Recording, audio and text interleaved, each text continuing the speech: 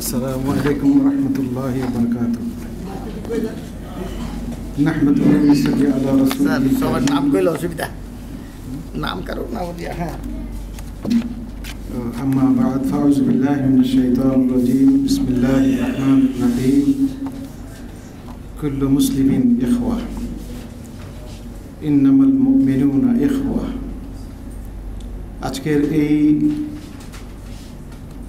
মহতি একটি সভায় উপস্থিত হতে পেরে আমি নিজেকে অনেক অনেক ধন্য মনে করছি। আমার প্রিয় ভাজন হযরত আল্লাহ মাওলানা মাহবুবুর রহমান সাহেব, যিনি আমি ছাত্র জীবন থেকে যাকে চিনতাম, তার এই সংগ্রাম তখন থেকেই আজ অবধি তিনি এই সংগ্রাম নিয়ে আছেন। এই বাংলাদেশে মুসলমানদেরকে নিয়ে চিন্তা করেন, আলিম ওলামাদেরকে চিন্তা করেন। আজকে এখানে উপস্থিত হয়েছেন বাংলাদেশের বিদগ্ধ ওলামাদের মধ্যে যিনি এই বাংলার দিকপাল হিসেবে বিবেচিত আমাদের কাছে হযরতুল আল্লামা কফিলউদ্দিন সালেহী সাহেব সহ প্রিন্সিপাল মুকামিয়া দরবার শরীফের পীর সাহেব শাহ মাহমুদুর রহমান সাহেব সহ অসংখ্য আলিম ওলামারা উপস্থিত হয়েছেন।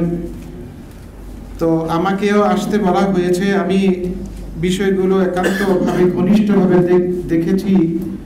আমরা এর সমস্ত বিষয়ের সঙ্গেই একমত যে বাংলাদেশ শিক্ষা উন্নয়ন, শিক্ষা থাকলেই উন্নয়ন হবে। আমার মনে হয় শিক্ষার সমস্যা আছে, এখানে শিক্ষারও অনেক সমস্যা আছে। আমরা কি হিন্দু ধর্ম শিখব না মুসলিম ধর্ম শিখব? আমরা কি আমাদের সালফে সালিহিনের আকীদাগুলো ধরে রাখবো নাকি নতুন নতুন তত্ত্ব শিখব? আমরা কি শিখব? এখানেও আমাদের অনেক সমস্যা আছে।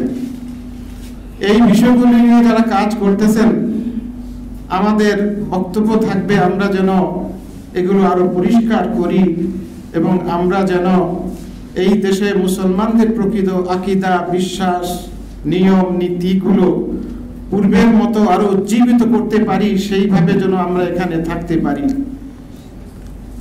আজকে আমরা দোয়া করি আল্লাহর কাছে, আল্লাহ আমাদের দোয়া কবুল করছেন কিনা সেখানেও সমস্যা, কারণ আমরা আমাদের পরিবেশ তৈরি করতে পারছি না। আমি এর সঙ্গে পূর্ণ একমত। এখানকার যতগুলো বিষয়গুলো আছে, আমি একটি বিষয় যুক্ত করতে চাই, তা হলো আমাদের পরিবেশগত বিষয়।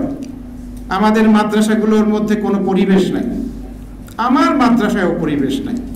আমি দেখি শিক্ষক শিক্ষয়িত্রী একসাথে বসে থাকে মাদ্রাসায়, লা হাওলা ওয়ালা কুওয়াতা ইল্লা বিল্লাহ। আমরা যেটা কখনো কল্পনাও করতে পারিনি, আজকে সেগুলো হচ্ছে আলিয়া মাদ্রাসাগুলোর মধ্যে।